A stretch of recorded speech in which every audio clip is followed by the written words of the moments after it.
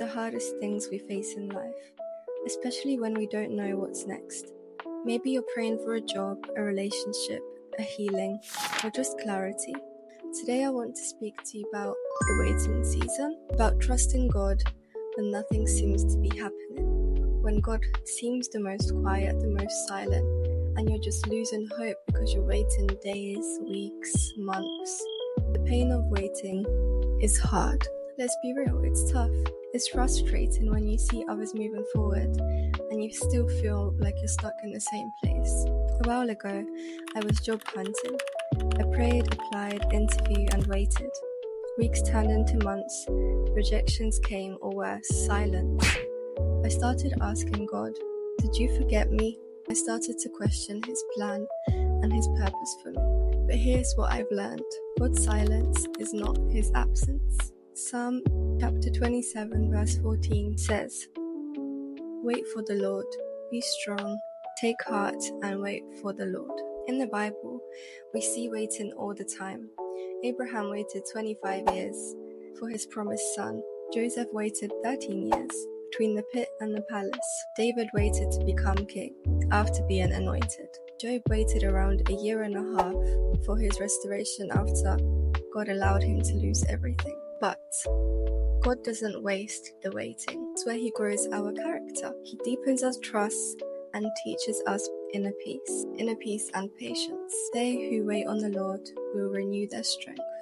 One thing we have to remember is that God's ways are not our ways, and His plan and His purpose for our lives is always much better than our own. We just have to trust God that whatever He's doing, He's working it out for us. In my job situation, I eventually got an offer 5 months later. I'm currently in the middle of transitioning in my life, so I'm just gonna graduate university and I'm actually looking to move into a new house very soon as well, officially facing adulthood. But for me, after months of praying and after months of just trying to do things, it wasn't just any job that God had given me, it was the job that would help me financially, perfect for what I was looking for and will sustain me. God also knew my character. He knew the type of job that would be good and beneficial for me and healthy for me. And let me tell you, in the midst of waiting, right guys, in the midst of waiting, God did His thing. And all God wanted me to do is trust. And trusting is letting go. I applied to so many jobs. I got so many rejections. I got so many jobs that didn't even respond to me in those 5 months. And I was losing hope. But I had that feeling, that little ounce of faith that allowed me to believe that God is going to move and He's going to move eventually. But it got to the point where I just got so obsessed with scrolling through Indeed, scrolling through LinkedIn like every single day, every single hour, like waiting for new jobs to pop up and just applying to whatever comes. So I finally said, God, I surrendered this to you. I lay it down at your feet.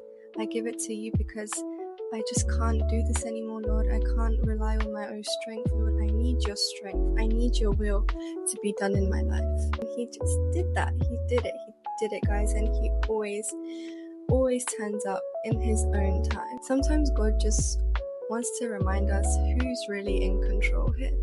Because it's definitely not us. It's definitely not you. It's definitely not me. He has a perfect plan for us and we have to always trust that.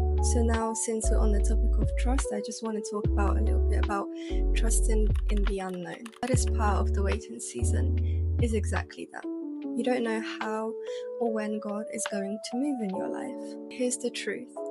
Faith isn't trusting when you already know the plan. It's trusting when you don't. Proverbs chapter 3 verse 5 to 6 says, "Trust in the Lord with all your heart and don't lean on your own understanding. In all your ways acknowledge Him and He will make your path straight." Maybe you're waiting for a door to open. Maybe you're crying in your bedroom because you want something to move. I've been there. But let me encourage you. God sees, God hears, and He's working even when you can't see it. Psalm 43, it's the perfect explanation of trusting in God, and especially when you're in distress. And I was reading this psalm the other day, and I learned how the psalmist expressed his emotions, his distress and his doubt to God. whilst holding on to that hope that God is going to move. And he prayed for spiritual understanding through his distress. He prayed that God would open up his heart and his mind. And this tells us to hope in God in whatever we are facing, in whatever we are going through. We need to know that we can trust in our Father, because we have to trust that he will always provide for us. His will is always better than our own. And there have been so many situations where I had to learn to give it up, because you can really start to obsess over it, and become very impatient as well, because you feel like you know what you're doing, but in reality God will hit you with something completely different. But if it's not what you want at the time, God will always allow you to realize somewhere down the line that this is exactly what you needed. Even through my studies, there were so many times where I just felt like giving up. I just felt like maybe I'm not good enough at this. Maybe I'm not built for this. Maybe I just have to drop out. Through every single year, through the 3 years in my studies, I wanted to drop out, but I just put my faith in God. I said, God, you didn't put me on this course for no reason. You didn't put me on this course for me to give up. He pulled me through every single time, through amazing company, through amazing friendships, relationships, and family. He pulled me through. And I'm here now, about to graduate. All thanks to Jesus Christ. My friends, don't be discouraged if you feel like God is silent, because in that silent season, the only reason I believe that I got that job when I got it was because I allowed God to take control. I stopped searching.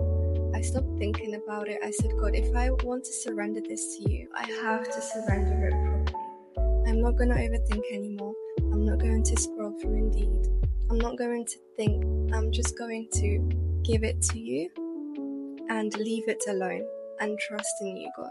And that's when I got the interview, I got the induction, and 5 months later I got the offer. God will always provide, and you just have to trust that he will. And what God has taught me in the waiting season was patience and trust, especially trust, because sometimes it can be so hard to trust God when you're facing difficult situations, when you're stuck between doing your own thing or just letting go. But I completely trusted God, and that means leaving it alone, trusting that that one prayer is enough. Otherwise, what are you doing? You're doubting God. Therefore, if you're in the waiting season today, here's what I want you to do. Keep praying, even when you don't hear back. Keep trusting, even when your door stays shut. And keep preparing, because God often delivers the blessings to the people that are ready. Remember, you're not alone. God is with you in the waiting. God is with you in the silence. He has never abandoned us. He's not there just at the finish line. He's with us from the start to the finish. And Psalm chapter 37 verse 7 says, "Be still before the Lord and wait patiently for him, and he will come through." Thank you all for listening. Thank you all for tuning in. If this spoke to you today, drop a comment below. If you're in a waiting season or God has done a miracle in your life that you've been waiting for, comment and subscribe. Let's encourage each other in the comments, guys. Let's support one another. Share this with a friend who needs hope today. And remember that God is never late. He's just setting the stage for something better. I hope you all have a blessed day or a blessed night. And I'll see you guys in my next video. And remember that Jesus loves you as you are. Bye.